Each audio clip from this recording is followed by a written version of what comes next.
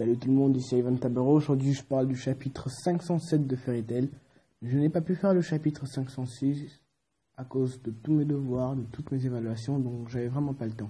Les études m'ont pris tout mon temps en fait. Donc, bon, passons à ce sujet. Aujourd'hui on va parler du chapitre 507 qui est vraiment un chapitre incroyable. Non, en fait si vous avez vraiment lu Fairy Tail, pour ceux qui ont lu, vous connaissez sûrement Aileen, une des 12 Priyanes. Et la révélation qu'on nous a fait aujourd'hui vers Aileen, c'est Erza. C'est un peu genre la clone d'Erza. Vous voyez, elle a vécu dans un autre côté du monde, après une autre sorte de magie, et Erza pareil. Mais ce qui est un peu étonnant de savoir, c'est qu'au début on croyait que c'était soit la mère ou soit la sœur d'Erza. Mais en fait c'est pas du tout ça.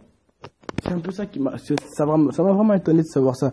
Mais bon, ce qui m'a aussi soulagé quand même, c'est que Natsu et Grace se soient calmés, parce que dans leur combat là, vraiment, c'était plus un combat pour des bêtises, c'était carrément pour un combat à mort. Et c'est Erza qui les a calmés.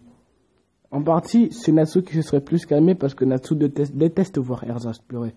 Si vous vous rappelez bien, dans le combat contre Jelal dans la Tour du Paradis, juste quand Erza a fait juste tomber une seule larme, vous avez vu dans quel état était Natsu. Il a carrément utilisé la force du dragon. Peut-être qu'on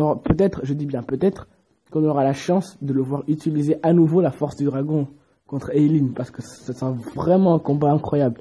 Vu qu'Erza n'a aucune chance, alors Erza, Natsu, Grey contre Aileen, carrément la meilleure équipe, comme on l'avait dit dans les débuts de Fairy Tail, contre la Lullaby, si vous vous souvenez bien, c'est vraiment incroyable.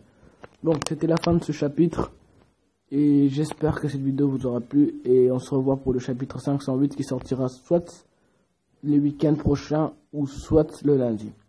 A plus.